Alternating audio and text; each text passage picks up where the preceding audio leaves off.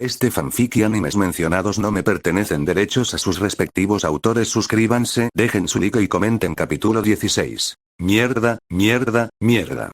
Gritó Saito a todo pulmón mientras retrocedía apresuradamente, prácticamente disparando su escopeta hacia Birkin. A su lado, Louise hacía lo mismo con su rifle, pero su fuego combinado no le hacía absolutamente nada a la monstruosidad, que simplemente ignoraba las heridas y seguía avanzando. Birkin rugió mientras blandía su tubería como un garrote, golpeando el metal y el hormigón a su alrededor en un intento desesperado por alcanzarlos. Chispas y pequeños trozos de escombros volaban por todas partes, y algunas de las tuberías que los rodeaban reventaron con los golpes, enviando nubes de vapor que les nublaban un poco la visión. Pero los adolescentes aún podían ver la enorme silueta de Birkin recortada contra la nube, el ojo en su hombro mirándolos con avidez y prometiéndoles nada más que dolor y tormento si los atrapaban. Joder. Maldijo Saito al quedarse finalmente sin cartuchos de escopeta, lo que le obligó a desplazar todo el peso del rifle a su mano izquierda mientras sacaba su Glock con la derecha. Disparó desesperadamente hacia la criatura, con la esperanza de ahuyentarla, pero las balas de 9 milímetros hacían mucho menos daño que los cartuchos de escopeta del calibre 12 que acababa de agotar.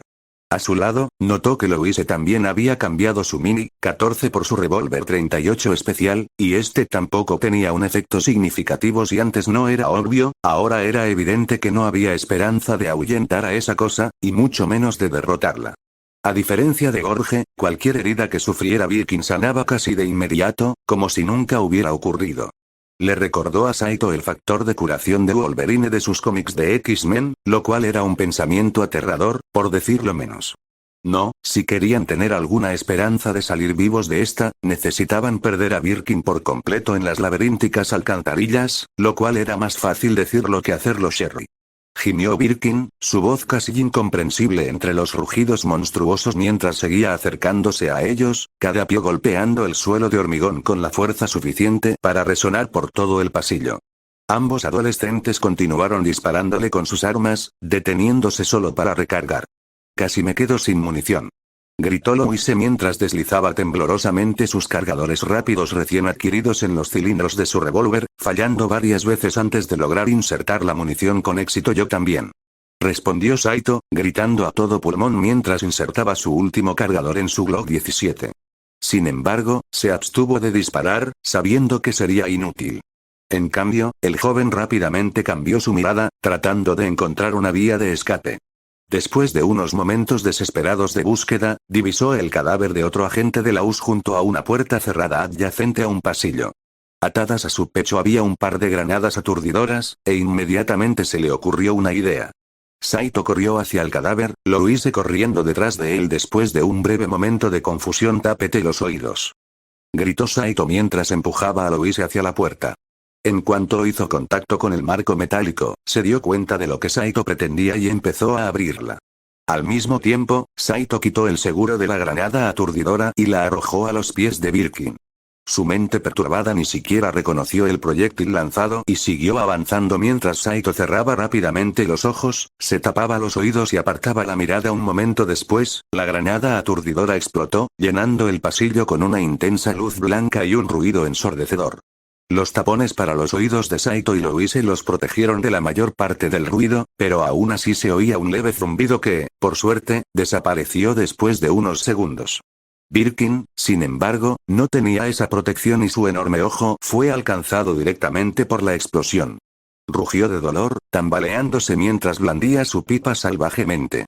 Más chispas, vapor y trozos de escombros se desprendían de las paredes con cada impacto, pero por el momento estaba incapacitado aquí dentro. Siseó Louise mientras abría la puerta de golpe y arrastraba a Saito adentro. Cerraron la puerta de golpe y la echaron con llave, luego derribaron un estante de metal cercano frente a la puerta para que sirviera como barricada improvisada. Luego, rápidamente evaluaron su entorno. Los adolescentes estaban en lo que parecía ser un armario de suministros, con algunos casilleros alineados en una de las paredes junto con algunos estantes y cajas de cartón llenas de chatarra avariada. En la pared opuesta había otra puerta, que conducía a lugares desconocidos. Saito, ¿a dónde vamos?, suplicó Louise desesperadamente, mirando a Saito con sus ojos muy abiertos. Justo cuando él se preparaba para responder, sin embargo, oyeron un fuerte golpe proveniente de la puerta detrás de ellos. Su atención se dirigió brevemente hacia ella, y observaron cómo más impactos hacían que la puerta se doblara y se rompiera hacia adentro, sacudiendo su barricada improvisada junto a ella. «Mierda», murmuró Saito mientras retrocedía, guardando su escopeta en la mochila y apuntando con su pistola hacia la puerta.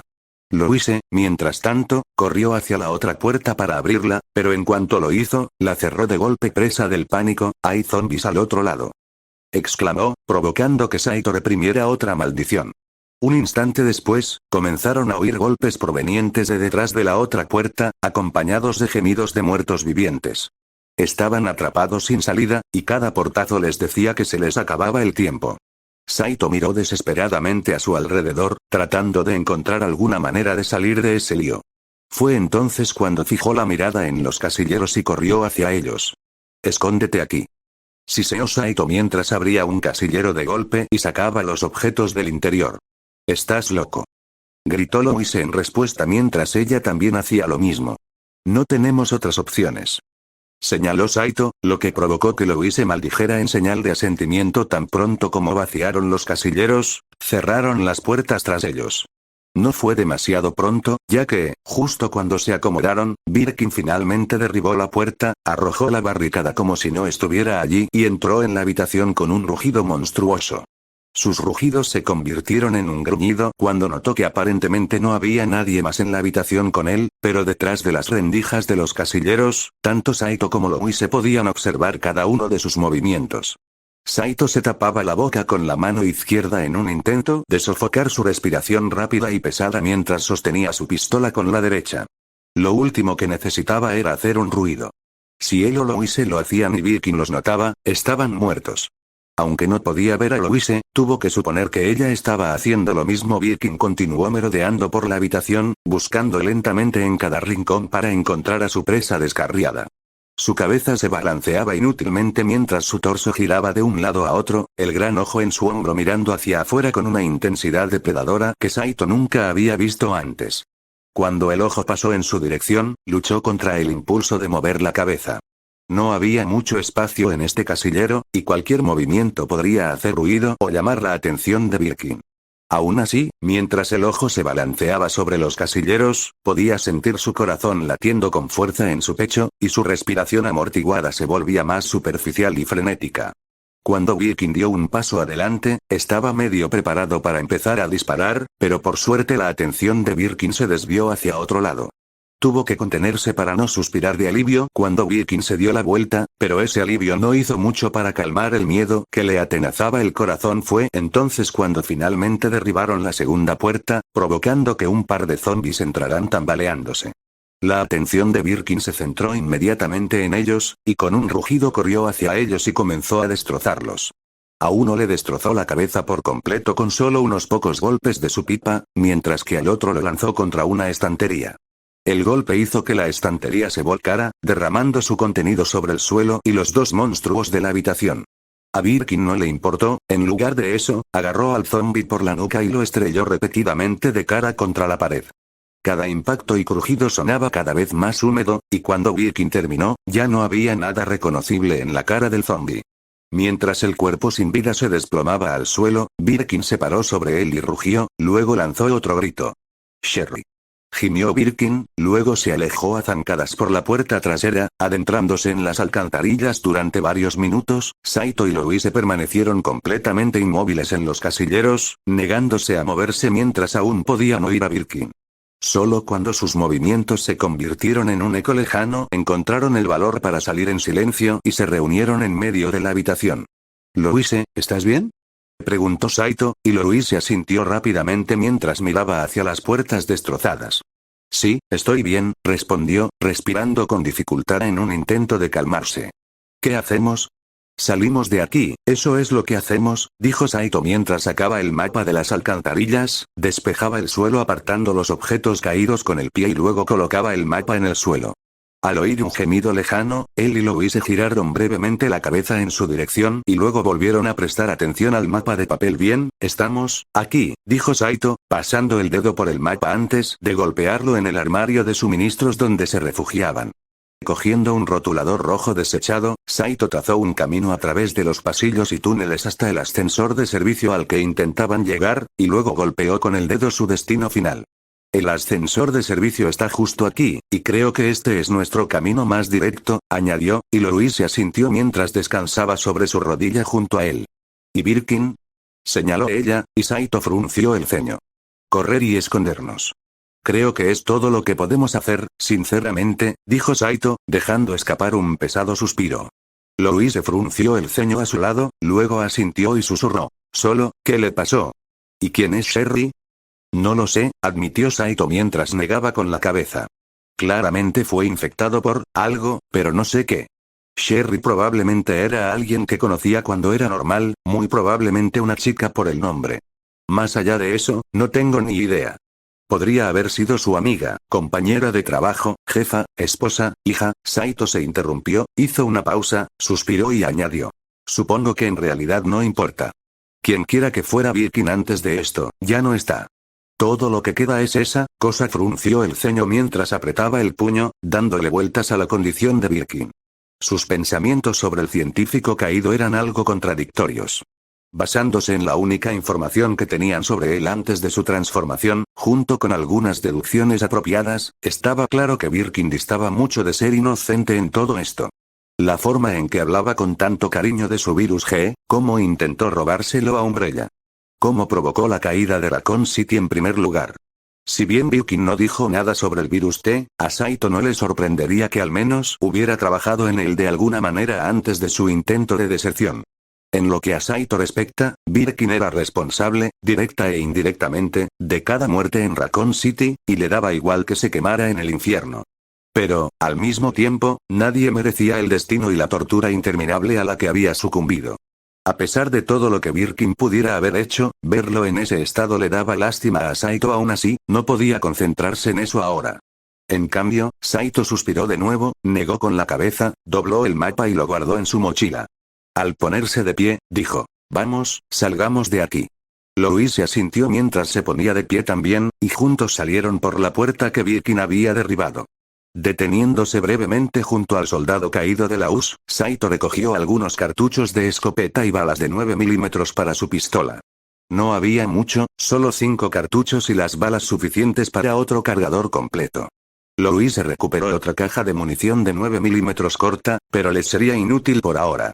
Al oír otro gemido, esta vez acompañado de pesados pasos que se acercaban, Saito y Louise echaron a correr a paso ligero, siguiendo el camino que, con suerte, los llevaría a la salvación pronto. Se hizo evidente que Birkin ya había pasado por esa zona. Cuerpos mutilados y aplastados yacían por doquier, las paredes y los suelos manchados de sangre. No todas las víctimas eran zombies. Varias eran personas normales, reconocibles por sus rostros congelados en el dolor y el terror. Claramente, al igual que Saito y Louise, habían tenido la misma idea de escapar del apocalipsis en las alcantarillas, solo para descubrir que era mucho peor de lo que habían huido. De vez en cuando encontraban trozos de hormigón y metal abollados y rotos, y lo más alarmante eran las enormes marcas de garras que atravesaban los materiales densos y duros como si fueran de papel. Cada muestra les revelaba a Saito y Louise una mayor y más verdad sobre el poder aterrador que Birkin ejercía, o más bien, sobre quien lo controlaba. Saito había estado pensando en ello cada vez más a medida que se adentraban sigilosamente por las alcantarillas, manteniendo los ojos y los oídos bien abiertos en busca de cualquier señal de Birkin, un zombi o cualquier otro monstruo que habitara las alcantarillas. Cuando vieron por primera vez al científico, parecía estar sufriendo un dolor agonizante, pero era capaz de controlarse hasta cierto punto. Al menos hasta el punto de poder suplicar una muerte piadosa. Pero entonces Saito intentó cumplir esa petición, y desde entonces la cabeza de Birkin había permanecido mayormente inerte, salvo por algún que otro gemido y rugido. Y lo que es más importante, ese ojo en su hombro permanecía abierto y consciente, un marcado contraste con su cabeza real. No tenía ninguna prueba concreta y dudaba que alguna vez la tuviera. Pero, desde donde estaba Saito, parecía que lo que fuera que hubiera infectado a Birkin, muy probablemente el virus G, ahora lo controlaba, usando su cuerpo como una marioneta de carne mientras deformaba y retorcía su mente para sus propios fines. Era menos un virus y más un parásito, lo que lo asustaba incluso más que el virus de la idea de ser consciente pero incapaz de controlarse, un pasajero en su propio cuerpo, era un concepto aterrador, por decirlo menos. También le hacía pensar en qué otras cosas monstruosas existían en este mundo que pudieran hacer lo que hacía el virus G, un pensamiento en el que no quería detenerse. SHH, siseó Louise mientras se agachaba y levantaba la mano izquierda, con la derecha sosteniendo su revólver Smith y Wesson hacia el suelo. Saito hizo inmediatamente lo que le indicó, y pronto pudo distinguir unos pasos sordos que provenían de la otra habitación doblando una esquina sigilosamente, con cuidado de hacer el menor ruido posible. Divisaron a un par de zombis vagando sin rumbo más adelante. Ninguno de los dos los había notado todavía. Uno de ellos chocaba repetidamente contra la pared, dejando una tenue mancha de sangre donde su rostro hacía contacto. Pero los zombis les bloqueaban el paso, lo que representaba un problema. Louise comenzó lentamente a apuntar con su revólver hacia la cabeza del zombi más cercano, pero antes de que pudiera apretar el gatillo, Saito apartó suavemente su brazo. No lo hagas. ¿Podrías revelar nuestra ubicación?, susurró Saito. Además, les quedaba poca munición y debían conservarla, pero eso era obvio para ambos. Louise miró a Saito por un momento, luego asintió en señal de comprensión antes de enfundar su arma. Luego sacó su hacha justo cuando Saito desenvainó su cuchillo.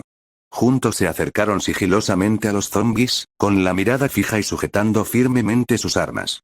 Louise alcanzó al primer zombi antes que Saito, e inmediatamente le clavó el hacha en la nuca. Mientras caía, le propinó algunos golpes más en el cuello, decapitándolo por completo. Saito, mientras tanto, siguió hacia el segundo zombi, alcanzándolo justo cuando se dio la vuelta y los vio. El chico procedió a apuñalar al zombi directamente en su rostro aplastado, la hoja de su cuchillo hundiéndose en el cadáver andante hasta la empuñadura. Sus ojos sin vida miraron a Saito, luego él apretó su cuchillo antes de patear el cadáver.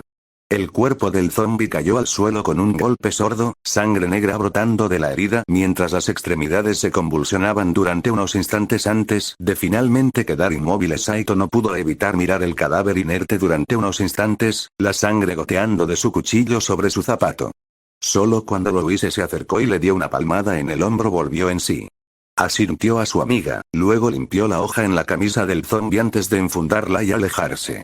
A lo lejos, aún podían oír los fuertes y pesados pasos de Birkin, que parecían atravesar las paredes, pero no parecía que supiera dónde estaban todavía. Con la esperanza de que siguiera así por el momento, la pareja avanzó, moviéndose lo más silenciosamente posible. Los siguientes pasillos estaban relativamente vacíos. Algunos zombis aquí y allá les impedían avanzar, pero la pareja los eliminó rápida y silenciosamente con sus armas cuerpo a cuerpo. Saito comentó distraídamente que probablemente tendrían que encontrar algo para afilar los filos de sus armas eventualmente. Por ahora estaban bien, pero incluso la hoja más afilada podía desafilarse. A menos que dicha hoja estuviera mágicamente encantada, según Louise, pero tal cosa estaba fuera de su alcance. Tendrían que encontrar una piedra o, preferiblemente, un afilador de cuchillos, algo para asegurarse de que sus armas no se rompieran mientras las usaban contra un zombi. Finalmente, su suerte se acabó y comenzaron a oír los pasos de Birkin con mucha más claridad al entrar en una bifurcación de alcantarillas donde varios pasillos convergían. El eco dificultaba determinar la dirección de donde venía Birkin, pero Saito y Louise lograron esconderse en un pequeño hueco justo cuando el monstruo apareció a la vista. Birkin estaba visiblemente agitado, golpeando repetidamente su pipa contra el suelo mientras emitía gruñidos bajos y giraba el torso de un lado a otro. Ambos adolescentes se mantuvieron agachados. Saito sujetaba su Glock con una mano y la granada aturdidora restante con la otra, mientras que Louise mantenía ambas manos sobre su revólver. Después de unos momentos tensos, Birkin comenzó a caminar por el pasillo contiguo, lo que provocó que Saito y Louise se acercaran sigilosamente para ver hacia dónde iba. Asomándose por la esquina, vieron a Birkin detenerse al final del pasillo y luego girar a la izquierda. Sabiendo que esa ruta lo llevaba de regreso a donde se alojaban, Saito y Louise giraron a la derecha y bajaron por el pasillo por donde había entrado Birkin. Los alejó de su verdadero destino. De hecho, necesitaban ir a donde Birkin acababa de ir, pero en ese momento evitar a Birkin era su máxima prioridad. El corazón de Saito latía a 1000 por hora, retumbando en su pecho mientras concentraba toda su atención en tratar de averiguar exactamente dónde estaba Birkin y a dónde se dirigía. Louise iba delante mientras Saito cubría la retaguardia, mirando hacia atrás de vez en cuando para asegurarse de que nada se acercara. Cuando llegaron al final de su sección actual, pudo oír los pasos de Birkin hacerse más fuertes y su sombra crecer en la pared del otro extremo del pasillo, lo que los impulsó a él y a Louise a lanzarse detrás de la siguiente esquina. No se atrevió a asomar la cabeza, pero pudo ver que Birkin estaba de pie al otro lado, acercándose a ellos deslizándose por la pared. Doblaron la esquina de regreso hacia la intersección central mientras Birkin se acercaba a su ubicación anterior. Al divisar la gran puerta de metal que, por suerte, estaba al lado, sintieron la tentación de correr directamente hacia ella. Pero sabían que hacerlo atraería demasiada atención, así que en cambio continuaron serpenteando por la intersección. Podían oír los pisotones, los gruñidos y la respiración ronca de Birkin, lo que los mantenía en alerta y les erizaba el vello de la nuca. Al acercarse al pasillo exterior más cercano a la salida, alcanzaron a ver la espalda de Birkin mientras intentaba averiguar dónde estaban. Saito reprimió una maldición mientras él y Louise se arrimaban a la pared. Hasta el momento, Birkin no se movía, pero eso no importaba, ya que les estorbaba. Necesitaban distraerlo de alguna manera, pero no sabía cómo hacerlo sin ponerse en peligro. De repente, vio de reojo cómo Louise se agachaba para recoger algo a sus pies y volvía con un pequeño trozo de hormigón que Birkin había arrancado de una pared cercana. Ella se lo mostró en silencio antes de mirar hacia el pasillo por el que habían entrado, y tras un instante, él asintió comprendiendo antes de tomarlo. Acercándose sigilosamente a la entrada, con el trozo de hormigón en la mano, apuntó y lo lanzó con todas sus fuerzas hacia un montón de tuberías al otro lado. Gracias a sus años de experiencia como lanzador del equipo de béisbol de su escuela secundaria, su puntería fue certera y un estruendo resonó por el pasillo y la intersección. Inmediatamente oyeron a Birkin responder al ruido, y Saito se lanzó detrás de una esquina mientras Birkin pasaba corriendo a su lado.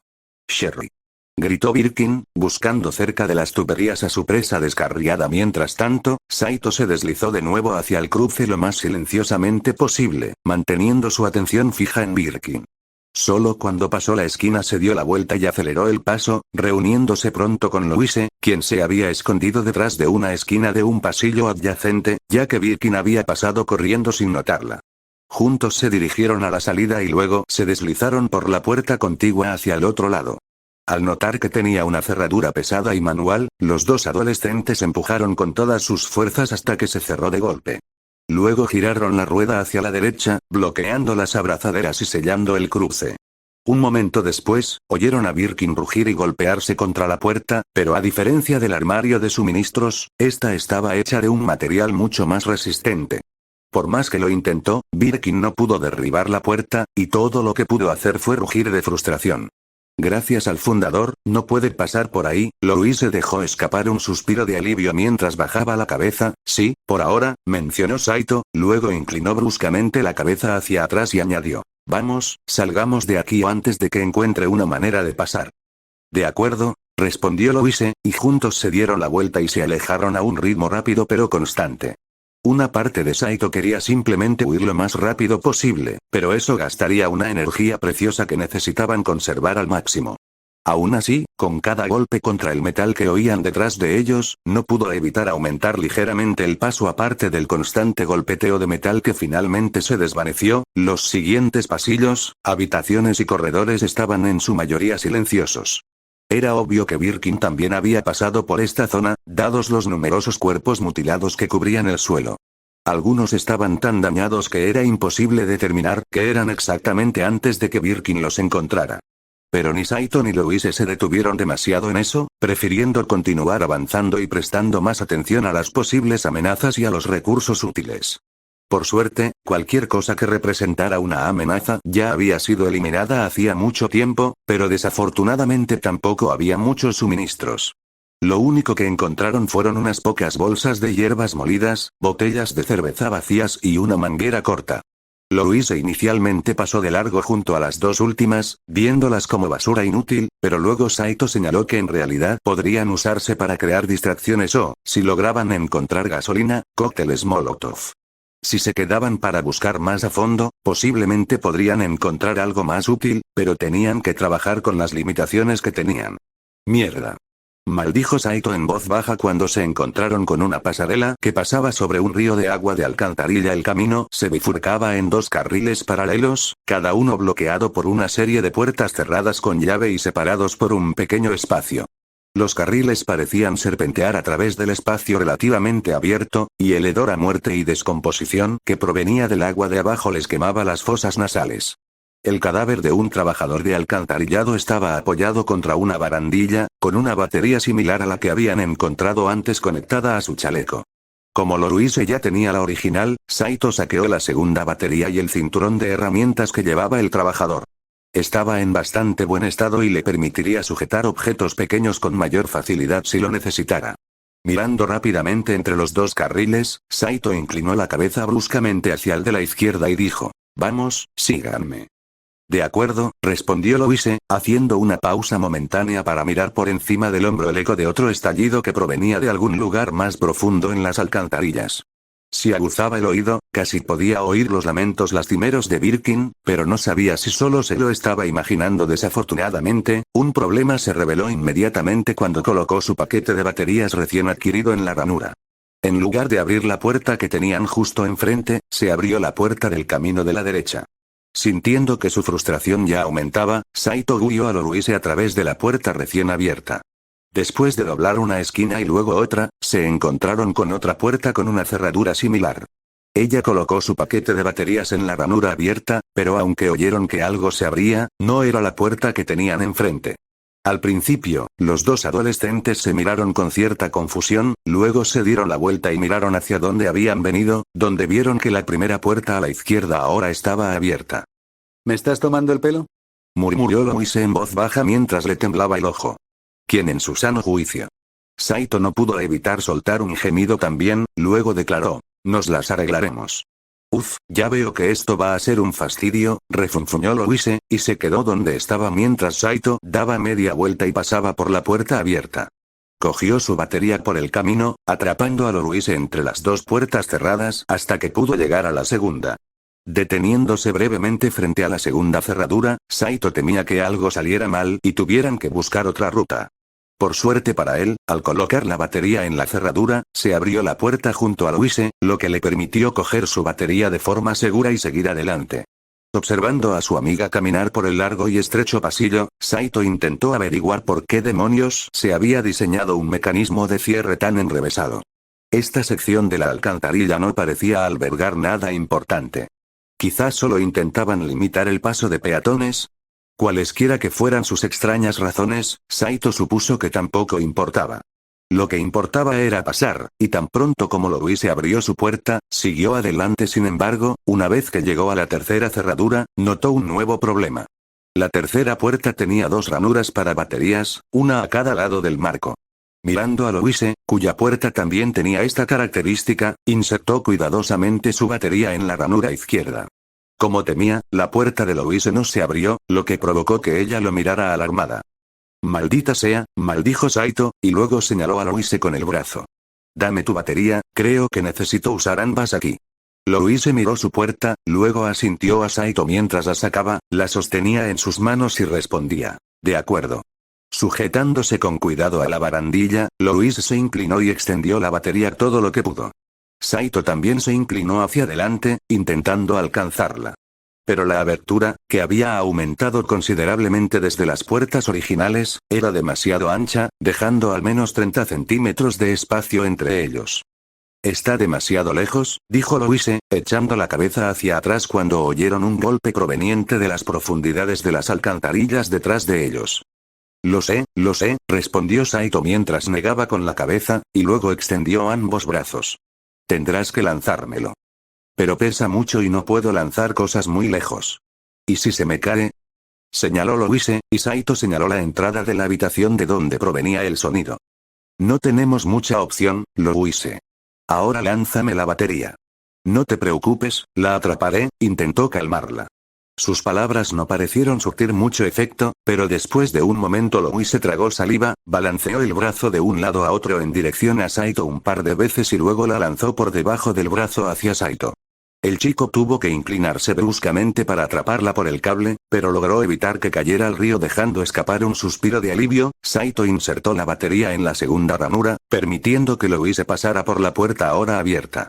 Sin embargo, después de unos momentos, oyó su voz gritar: Saito, esta puerta también tiene 2 cerraduras. Maldición. Saito maldijo mientras miraba la puerta abierta frente a la cual Louise estaba de nuevo. Si sacaba sus baterías para lanzárselas, sería casi imposible que Louise las alcanzara desde detrás de una puerta cerrada. Estaban atrapados por el momento, y el joven se devanó los sesos en un intento de encontrar una solución.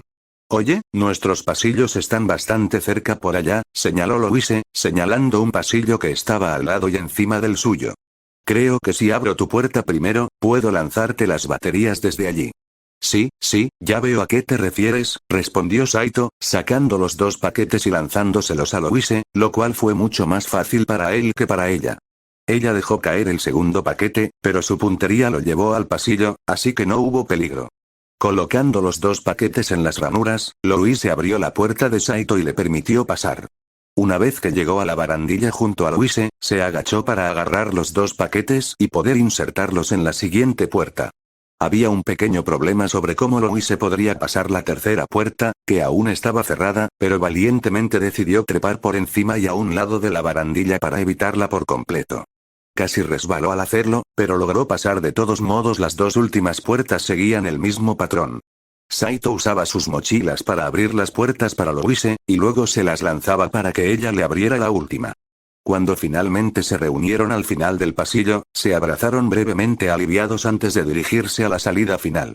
Allí encontraron 2 ranuras contiguas para las baterías y, al insertarlas, la gruesa y pesada puerta se abrió. Pasaron y, al no poder agarrar las mochilas sin cerrar la puerta, las dejaron atrás antes de adentrarse aún más en las alcantarillas. Por suerte, no había más puertas cerradas frente a ellos. Bueno, sí las había, pero Birkin o algo más ya las había derribado. Louise intentó no pensar demasiado en ello mientras pasaban entre los escombros, pero apretó con más fuerza su revólver.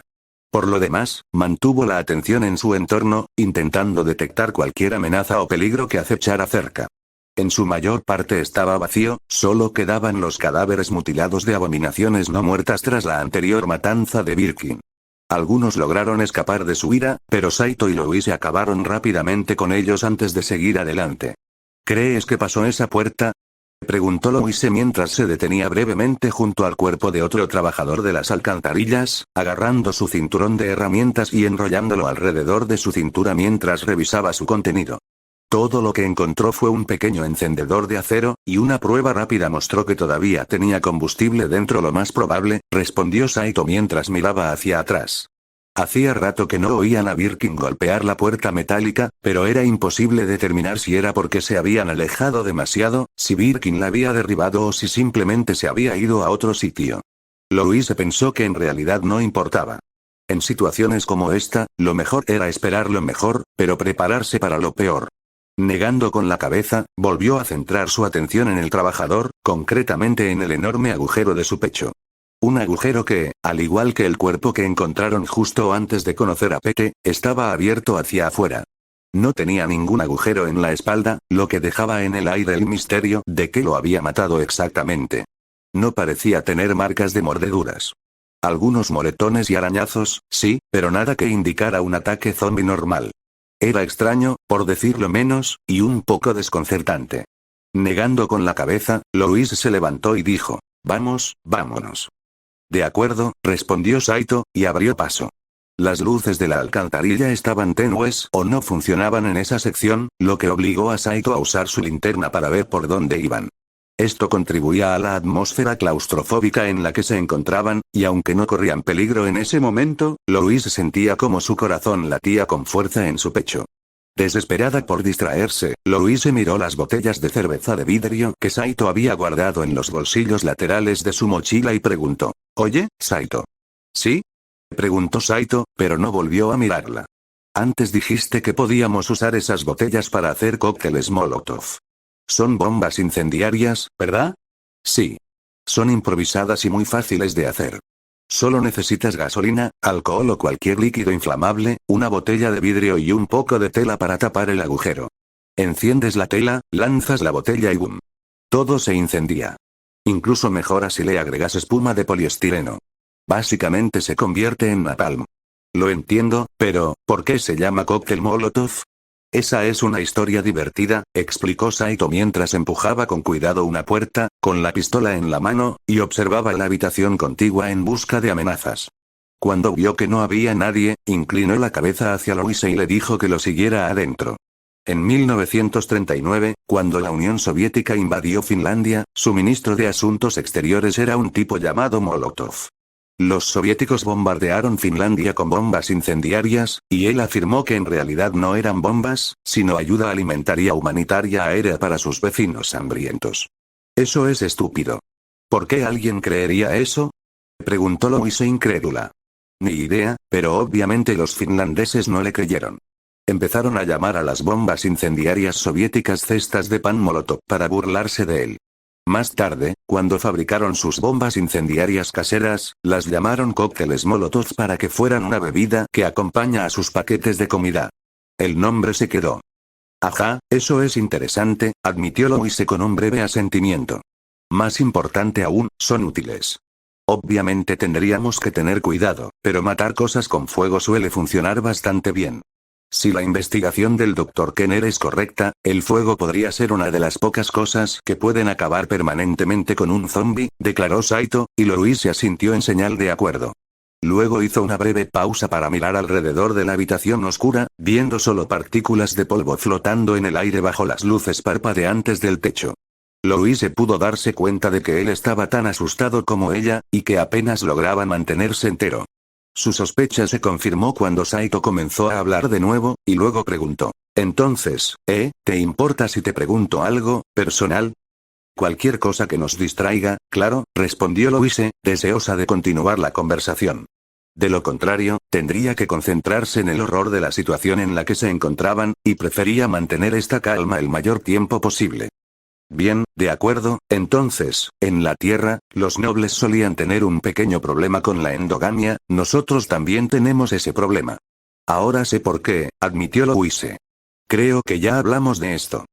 Lo sé, pero, es solo que he estado pensando más en ello. Es lo único que puedo hacer ahora mismo, cuando no estamos corriendo por nuestras vidas, señaló Saito. Lo que intento decir es que, en tu mundo, solo los nobles tienen magia y solo se casan con otros nobles.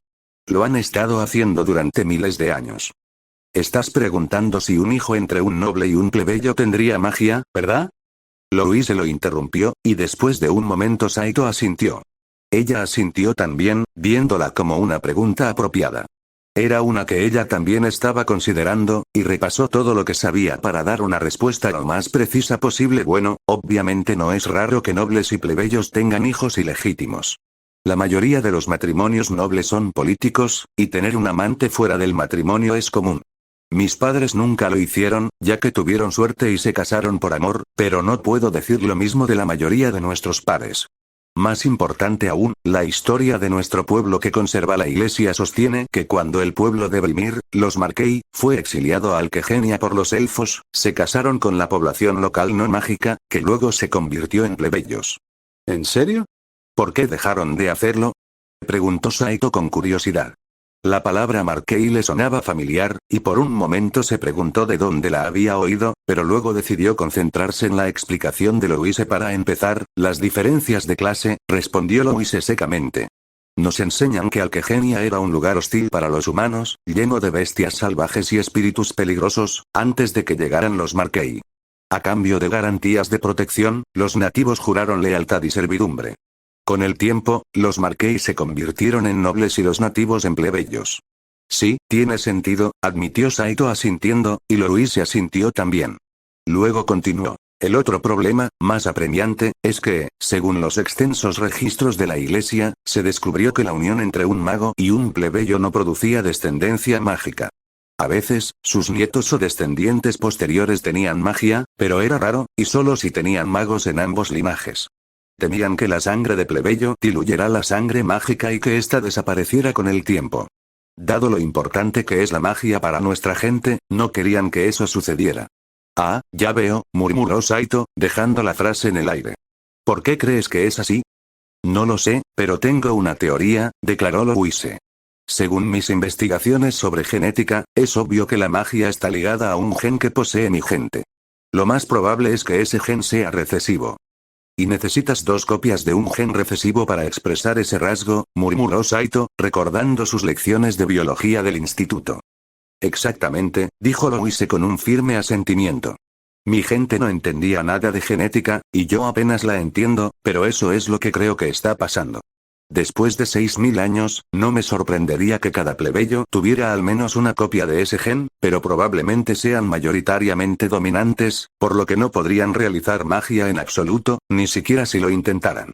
Algunos podrían tener ambos genes recesivos y ser capaces de lanzar magia si supieran que debían intentarlo, pero nadie se fija en un momento dado. Tal pensamiento habría alarmado enormemente a Louise. La magia era la base de todo su sistema político, el fundamento del dominio de los nobles sobre el reino. La capacidad de lanzar magia se consideraba un don de los dioses, prueba de que tenían derecho a gobernar. La perspectiva de que el acceso a la magia fuera mucho más complejo y potencialmente más extendido de lo que nadie hubiera podido pensar sería una amenaza enorme para tal sistema, que podría invalidarlo por completo. Pero en ese momento no podía preocuparse, ya que había asuntos mucho más apremiantes que la asustaban. Supongo que tiene sentido, admitió Saito. En ese caso, dado que los nobles solo se casan con otros nobles, ¿cómo intentan limitar el riesgo de endogamia? Esa es en realidad una de las principales funciones de la Iglesia. Mantienen extensos registros genealógicos que se remontan a miles de años, respondió Louise. Dado que la mayoría de los matrimonios son políticos, las familias a menudo se ponen en contacto con la Iglesia para determinar si sus linajes están demasiado entrelazados. Si lo están, el posible matrimonio se cancela. Si no lo están, o si el riesgo es mínimo, el matrimonio puede seguir adelante. No es un sistema perfecto, y no todos utilizan ese servicio, pero ha ayudado a minimizar el daño. Eso es bueno, dijo Saito con un gesto de aprobación mientras abría otra puerta y bajaba un tramo de escaleras. Bueno, cuando salgamos de este lugar podremos, Dios mío. Saito se detuvo en seco y palideció mientras se llevaba la mano a la boca. Louise no vio lo que sucedía al principio, pero al doblar una esquina casi inmediatamente sintió arcadas al ver lo que tenían ante sí. Habían entrado en lo que solía ser otro túnel de alcantarillado, pero el río estaba completamente obstruido por una enorme pared de carne roja y supurante que parecía tumores gigantescos. El agua, teñida de un rojo oscuro, se abría paso a través de la carne, con un gran trozo que flotaba en el centro de la corriente como una isla, y podían ver los restos de lo que habían sido cuerpos, incluyendo algunas extremidades extendidas y deformes. Unos instantes después, un hedor intenso los golpeó, y les costó muchísimo no vomitar. ¿Qué? Oh, Dios, qué demonios. Murmuró Saito, dando un paso atrás mientras sus ojos se abrían de par en par. Fundador, susurró Louise, apuntando instintivamente con su revólver hacia la masa. Nada parecía moverse, pero en ese momento se negaba a bajar la guardia ni por un segundo. Mirando a Saito, preguntó en voz baja. ¿Hay alguna otra manera? Saito ya estaba sacando y extendiendo el mapa, mirándolo fijamente con desesperación. Después de unos instantes, la miró y negó con la cabeza, y Louise reprimió una maldición. Un profundo y lejano gemido que provenía de detrás de ellos en la distancia reforzó aún más la afirmación de Saito. Al darse cuenta de que no tenían otra opción, Louise tragó saliva y luego entró suavemente en el agua sucia que le llegaba hasta los muslos. Oh, fundador, voy a vomitar, murmuró Louise, sintiendo como el agua sucia se filtraba en sus jeans, calcetines y zapatos. Un momento después, Saito la siguió al agua y tuvo una reacción similar.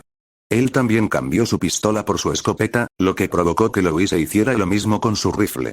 Presionando sus rifles contra sus pechos, listos para levantarlos en cualquier momento, los dos adolescentes vadearon el canal de agua hacia una cornisa en el otro lado. Se podía ver una escalera que subía a una pasarela, y a través de ella debería haber un camino directo al ascensor de servicio. Suponiendo que no hubiera otro obstáculo en su camino, pero solo lo sabrían una vez que llegaran allí. Cada movimiento en el agua creaba ondas que rebotaban en las paredes carnosas a su lado, y Louise se estremeció al pasar junto a la pequeña isla de carne en el centro del canal. Al llegar al saliente, Saito subió primero y luego ayudó a Louise a subir también. Uno tras otro, subieron por la escalera, con agua ensangrentada goteando de su ropa al suelo. Cuando llegaron a la pasarela de rejilla metálica, sus pasos resonaron ligeramente contra el suelo y crearon un pequeño eco, pero lo ignoraron y se centraron en la puerta. «Mierda, está cerrada», exclamó Saito mientras intentaba girar el pomo sin éxito. Golpeando la puerta con el puño por la frustración, miró más de cerca la cerradura y dijo: «Necesitamos una llave de verdad. Si tan solo tuviera mi varita, podría abrirla», murmuró Louise mientras se presionaba la palma de la mano contra la frente. Mirando a su alrededor, vio otro cadáver tendido en un saliente al otro lado del canal, junto a una escalera caída. El cuerpo parecía estar casi intacto, pero el cuello estaba inclinado en un ángulo antinatural. No fue difícil determinar qué había sucedido exactamente. «Saito, ese tipo podría tener una llave o algo así», dijo Louise señalando el cuerpo. Saito asintió tras verlo, luego volvió hacia la escalera y comenzó a deslizarse hacia abajo. «Quédate aquí y cúbreme», pidió Saito, y Louise asintió mientras apoyaba su rifle contra la barandilla y presionaba la culata contra su hombro. Ella observó cómo Saito saltaba con cuidado de nuevo al agua y se dirigía hacia el borde. Desafortunadamente, no pudo agarrarse lo suficientemente bien por sí mismo para subir, ya que el borde estaba parcialmente cubierto de masas tumorales de carne. Haciendo una mueca por lo que tenía que hacer, Saito dio media vuelta y, a regañadientes, subió a la isla más grande para poder caminar sobre ella. «Jesús, esto es asqueroso», exclamó Saito, y cada paso producía un chapoteo húmedo que incluso Louise podía oír. El suelo bajo sus pies era irregular, lo que le hizo tropezar ligeramente, pero para su alivio, pudo pasar sin muchos problemas. Cuando llegó al cadáver, se agachó junto a él y colocó las manos bajo su hombro. Con un gruñido de esfuerzo, Saito volteó el cuerpo y se estremeció al ver el rostro congelado del trabajador de las alcantarillas. Louise observó entonces cómo Saito rebuscaba en los bolsillos del hombre, hasta que finalmente sacó una llave. «Lo encontré», gritó Saito mientras se ponía de pie y se preparaba para regresar. «Espera, estoy». Saito fue interrumpido cuando el cuerpo a su lado se tambaleó repentinamente, e inmediatamente saltó hacia atrás, apuntó y disparó su escopeta a la cabeza. El cráneo del cadáver se convirtió inmediatamente en una masa roja, pero a pesar de ya no tener cabeza, el cuerpo continuó convulsionando y temblando. «¿Qué demonios?», murmuró Saito mientras retrocedía y cargaba su escopeta, expulsando el cartucho vacío que cayó a sus pies. Louise también apuntaba con su rifle al cuerpo, teniendo cuidado de mantener su arma apuntando lejos de Saito, quien desafortunadamente estaba en su línea de fuego. Observaron cómo el pecho del cuerpo comenzaba a abultarse violentamente hacia arriba, subiendo y bajando acompañado del sonido de costillas rompiéndose. Un momento después, el pecho explotó hacia afuera cuando una pequeña larva bulbosa emergió de su huésped como un chestburster de alien. Estaba cubierta de sangre, con algunos tentáculos que salían de su parte delantera y una larga cola tumoral que emergía de la parte posterior. La larva estuvo confundida por un momento, luego vio al horrorizado Saito, dejó escapar un chillido penetrante y saltó directamente hacia su cara. Saito inmediatamente apartó a la monstruosidad con su escopeta mientras emitía un grito inarticulado. Cuando se estrelló contra la pared del fondo, Louise disparó una salva de tiros con su rifle. Los primeros fallaron debido al tamaño y la distancia del objetivo, pero el último logró atravesar lo que ella asumió que era la cabeza de la larva, matándola instantáneamente. «¿Qué demonios fue eso?», gritó Saito mientras recuperaba el aliento. Pero antes de que Louise pudiera responder, oyeron un leve gruñido proveniente del río, lo que hizo que ambos se giraran hacia la fuente. Para su horror, vieron como lo que creían que era una isla de carne se alzaba, revelando una monstruosidad descomunal que les recordaba instantáneamente a Viking en muchos aspectos. El cuerpo entero de la criatura estaba deformado. El brazo y la pierna izquierdos estaban completamente cubiertos de enormes tumores y excrescencias óseas que le dificultaban moverse con libertad. El otro brazo y pierna parecían relativamente normales, pero aún así eran de un gris cadavérico y de textura lisa. Su cabeza se encontraba al final de un largo cuello carnoso sin piel, y mientras miraba fijamente a Saito con un par de ojos amarillo lechosos, su boca se expandió para revelar unas fauces parecidas a las de una lamprea, repletas de cientos de pequeños dientes afilados como navajas y cortos tentáculos que salían de su garganta. «¡Sal de ahí!», gritó Louise, disparándole ya con su rifle el hombro. Mientras tanto, Saito disparó otro proyectil a su cara, pero lo único que consiguió fue enfurecer aún más a la criatura e incitarla a salir del agua y arrastrarse hacia él. Saito saltó al río, haciendo un gran y fuerte chapoteo al aterrizar, pero solo logró dar unos pocos pasos antes de que la criatura extendiera la mano y lo golpeara con su enorme brazo izquierdo. ¡Gag! Gritó Saito de dolor cuando el golpe lo hizo tambalearse hacia atrás en el agua, casi sumergiéndolo y a punto de arrancarle su Itaka de las manos. Por suerte, pudo mantener el equilibrio y su arma, y se giró justo cuando la criatura, ahora de vuelta en el agua, extendió la mano para agarrarlo atrapado en su agarre e incapaz de apuntar con su escopeta. Saito solo pudo observar cómo la criatura, sin duda la forma adulta de la larva que Louise acababa de matar, abría la boca e intentaba sujetar su cabeza con sus mandíbulas. Logró bloquearlo con el brazo izquierdo y empujarlo ligeramente hacia atrás, luego rápidamente desenvainó su cuchillo y se lo clavó en el cuello. La criatura se estremeció de dolor al aflojar su agarre, liberando a Saito, quien inmediatamente volvió a cargar su escopeta y disparó hacia la criatura una vez más. El golpe no hizo nada, y el monstruo rugió y liberó un fluido nocivo por la boca. Se preparó para cargar de nuevo, pero entonces el caparazón exterior bulboso de su hombro explotó bajo el fuego sostenido de Louise. Un enorme ojo amarillo y nublado quedó expuesto mientras rugía de dolor, tratando instintivamente de protegerlo del daño. Al darse cuenta de que esa era la debilidad de la criatura, Louise recargó su rifle y siguió disparando, cada bala impactando en el ojo y provocando que saliera a borbotones un repugnante líquido amarillo.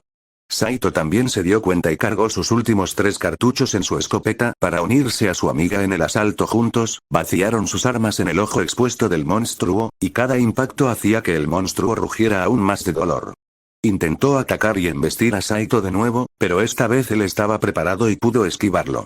Finalmente, después de lo que pareció una eternidad, Saito disparó su último proyectil al ojo mientras Louise vaciaba su último cargador, lo que provocó que el ojo estallara por completo. Solo entonces el monstruo se desplomó en un montón, dejando escapar un último aliento ronco antes de expirar. Saito se quedó de pie sobre el cadáver de la criatura, respirando con dificultad. Miró momentáneamente a Louise, luego agarró su cuchillo del cuello de la criatura muerta, lo enfundó y rápidamente volvió a subir por la escalera para reunirse con ella. Tenía un pequeño corte en la ceja junto con un moretón en el brazo y la mejilla, pero en general estaba bien. Él y Louise se abrazaron rápidamente para darse un poco de consuelo, luego se separaron y volvieron su atención al cuerpo que yacía abajo. ¿Qué es esa cosa?, preguntó Louise, y Saito hizo una mueca. ¿El hijo de Birkin?, adivinó Saito. Louise pensó que era una respuesta tan buena como cualquier otra, pero antes de que pudiera decir nada más, oyeron un fuerte gemido proveniente de las profundidades de las alcantarillas. «Oh, dioses», murmuró Louise mientras el sonido se acercaba. Nos oyó. Sin dudarlo, Saito corrió hacia la puerta e introdujo la llave en la cerradura. Girándola hacia un lado, abrió de golpe la puerta, ahora sin llave, y la cerró de un portazo en cuanto Louise cruzó el umbral. Corriendo tan rápido como pudieron, bajaron corriendo por el pasillo hacia lo que sabían que era el ascensor de servicio. Pronto lograron verlo. Un ascensor antiguo que todavía utilizaba una puerta enrejada que dejaba al descubierto un hueco vertical vacío. Por favor, que funcione, por favor, que funcione, suplicó Saito mientras corría directamente hacia el botón de llamada, prácticamente chocando contra la pared. Presionó el botón rápidamente al menos una docena de veces y, para su alivio, la luz se encendió. ¿Sí?, gritó cuando oyeron que el ascensor comenzaba a descender. Pero su júbilo duró poco, ya que oyeron que la puerta detrás de ellos se derrumbaba, seguida por los gemidos de Birkin. Sherry. Mierda, mierda, mierda. Maldijo Saito mientras miraba su escopeta vacía y la guardaba para guardar su pistola. Louise, mientras tanto, miró a su alrededor para intentar encontrar un lugar donde esconderse. Pero no lo había, solo una gran habitación vacía con unas pequeñas rejillas que daban a habitaciones adyacentes. Habitaciones que tenían montones de escombros bloqueando las entradas, con solo pequeños huecos por los que colarse.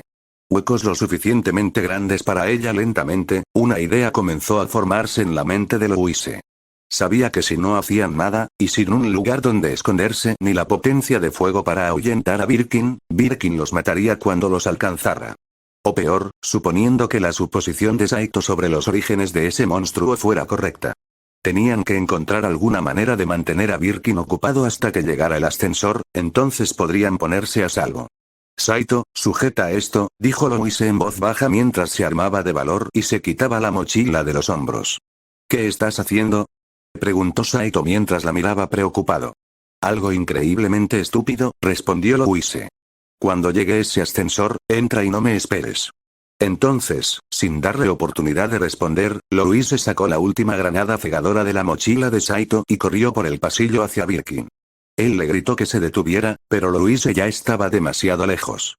Su corazón latía con fuerza en su pecho, y cada parte de su mente y alma le gritaba que se detuviera. Pero siguió adelante, y pronto dobló una esquina donde se encontró cara a cara con Birkin.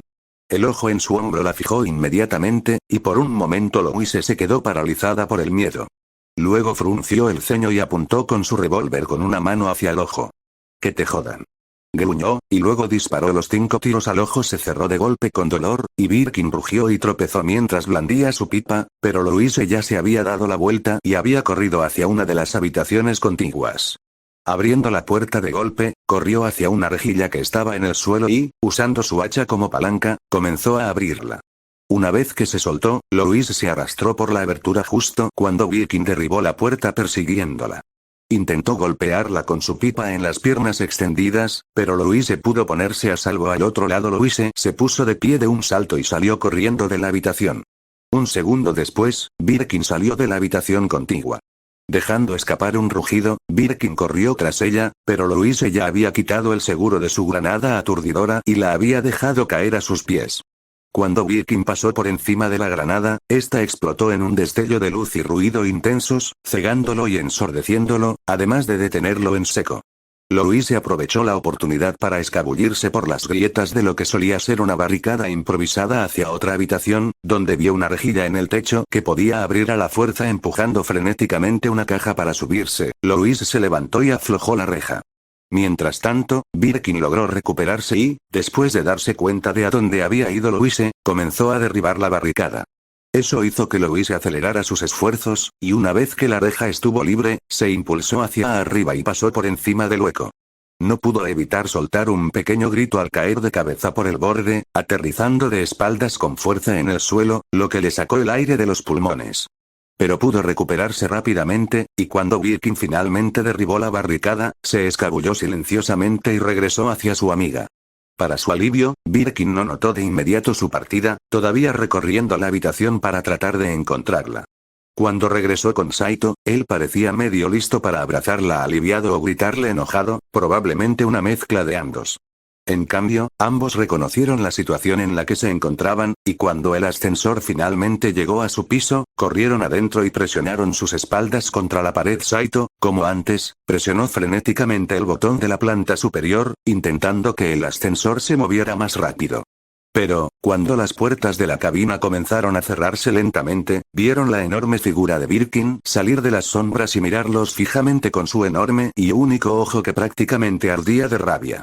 Su pipa había desaparecido, pero las garras de su brazo estaban completamente extendidas. Se dirigió hacia ellos a grandes zancadas, ignorando los frenéticos disparos de la pistola de Saito y aparentemente deleitándose con sus gritos de terror. Entonces, cuando finalmente llegó al auto y se preparó para apuñalar a ambos adolescentes con sus garras, Saito y Louise se abrazaron buscando un último consuelo. Pero el golpe nunca llegó. En cambio, las puertas finalmente se cerraron con un tintineo. Lentamente abrieron los ojos y, para su sorpresa, vieron que Birkin estaba completamente inmóvil, con el ojo en su hombro cerrado, mientras que los ojos inyectados en sangre en su cabeza estaban abiertos. Si bien Birkin no dijo una palabra, les dirigió a ambos una mirada desesperada y suplicante, y cuando el auto comenzó a elevarse, Louise comprendió lo que les estaba diciendo en silencio. Intercambiaron una última mirada de comprensión, y luego Birkin desapareció por completo de la vista. Un momento después, cualquier control momentáneo que Birkin tuviera sobre su cuerpo se desvaneció, y dejó escapar un rugido de furia por la pérdida de su presa. Pero pronto se desvaneció a medida que el auto continuaba su ascenso.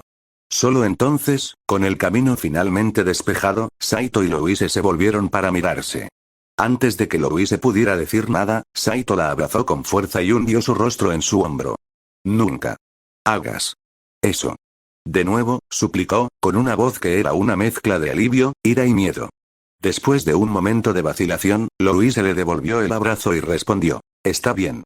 Los dos adolescentes permanecieron así durante lo que pareció una eternidad, negándose a soltarse mientras el ascensor seguía subiendo. Después de unos instantes, se separaron ligeramente, pero mantuvieron los brazos entrelazados. Louise no pudo evitar mirar fijamente a los ojos de Saito, y después de todo lo que habían pasado solos en las últimas horas, se sintió cautivada por ellos. Abrazada por él, se sentía segura y protegida, algo que necesitaba desesperadamente. Lentamente y sin siquiera darse cuenta, los dos adolescentes comenzaron a inclinarse hacia adelante. Louise cerró los ojos distraídamente y frunció los labios.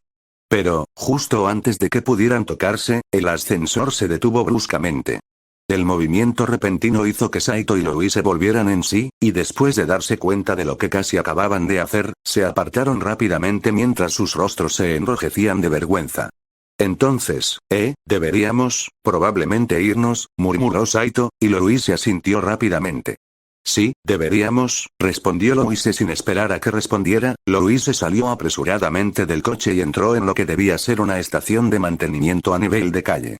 Saito la seguía de cerca y juntos se dirigieron con cuidado hacia la entrada del edificio. Había un reloj analógico en una pared cercana que les indicaba que eran las 5:38 am. Habían estado en las alcantarillas durante más de 6 horas, pero les pareció que habían pasado semanas. Después de apartar una barricada improvisada que sostenía las puertas, volvieron a salir a la calle.